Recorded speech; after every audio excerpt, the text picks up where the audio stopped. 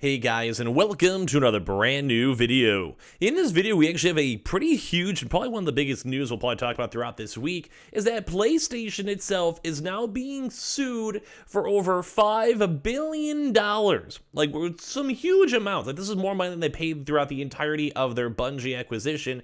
And a lot of people are basically saying that Sony ripped them off, stole money from them essentially, and well, this is kind of some crazy news. So I kind of want to hear your thoughts and comments as we go over all the publications, what's going on in the core and everything, because this, like I said, kind of crazy, kind of nuts. And as well, I mean, for some odd reason with these big companies, there's always some sort of lawsuit coming from either consumers or businesses or even rival companies, but this is kind of a crazy one just to go and see. So before we fully dive into the news and the law, make sure you guys are subscribed with the notifications on, as well for the brand new PlayStation 5 giveaway. We do have the also how links down below. I think today's the last day for the sign up for the brand new Samsung monitor and the pre-order for that and pre-sign up for that one, so check that on out down below. We have the Twitter and Twitch stream down below, and also the Target links and Amazon links for the PlayStation 5s. So, as I mentioned, we've been kind of seeing a lot of like big law coming out. Even Xbox and PlayStation have had a lot of really big back and forth as of recently when it comes to what's going on, who's making money, who's doing monopolies, and all of that. And this one is a brand new case now where Sony is now apparently being sued on behalf of, like, you know, their PlayStation subsidiary for $5 billion. Mix claims that it ripped off 9 million consumers. What on earth? What on absolute earth is going on here? So consumers have been overcharged for their digital gaming purchases by as much as $5 billion over the last 6 years. The legal action states, with estimated damages per individual estimated as between $67 and $562 per person. So basically imagine like a nice solid average, like $250 on average times 9 million. That absolutely adds up pretty high.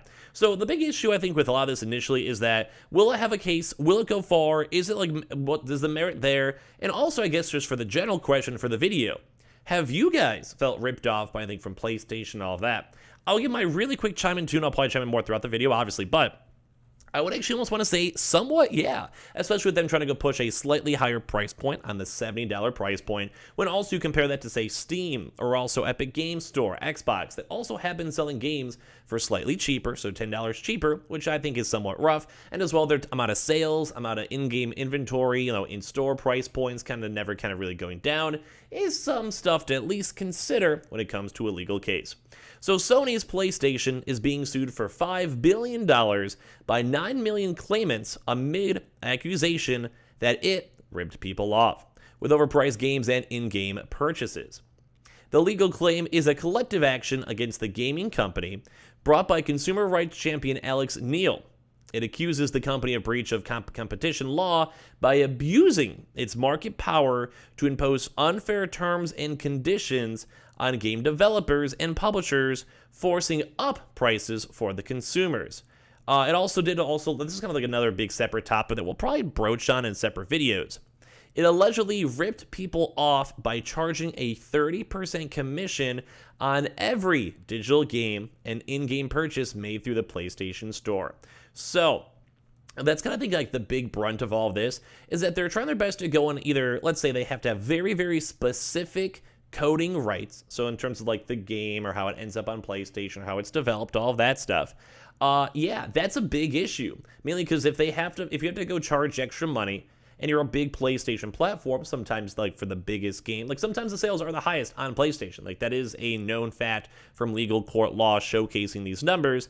That also means that publishers have to do extra things to make it onto PlayStation. Like I think that's a good example where, let's say, here's a hypothetical. Let's go and say you have a game and they are being built for both PlayStation 5 and PC, Xbox. And then they have to also maybe go and include separate things like adaptive controllers to obviously make the game better for PlayStation, but also does take time to develop, have specialists, have people test it, and also make sure PlayStation approves it. And then in theory, they can maybe justify an extra $10 on that big game or AAA game, or even for indie games, or want to lower the price less seldomly because of it. And that could also lead towards them being like, hey, like we're technically a bigger platform with more consoles being sold compared to, say, Xbox.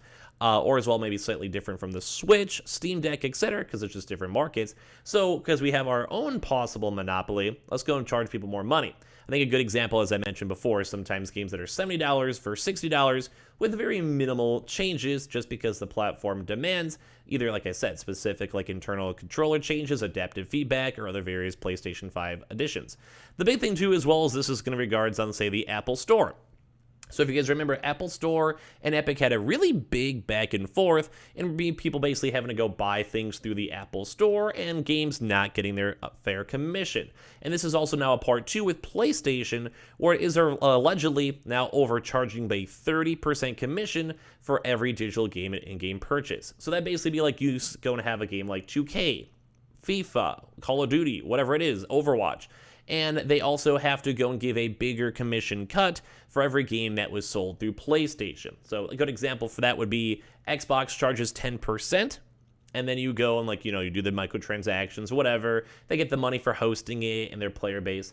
And then on the same exact thing, in the same exact game, in the same exact loot box or digital download, and the same price point, PlayStation would get a larger cut on it, which a lot of consumers would think that's unfair, and as well as a lot of publishers as well would find that very, very unfair.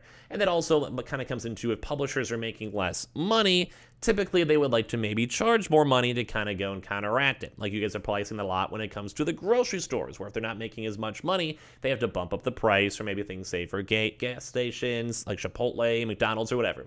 This is apparently just the video metaphors, but hopefully these metaphors are good. So basically, consumers have been overcharged for their digital gaming purchases by as much as $5 billion over the last 6 years, the legal action states.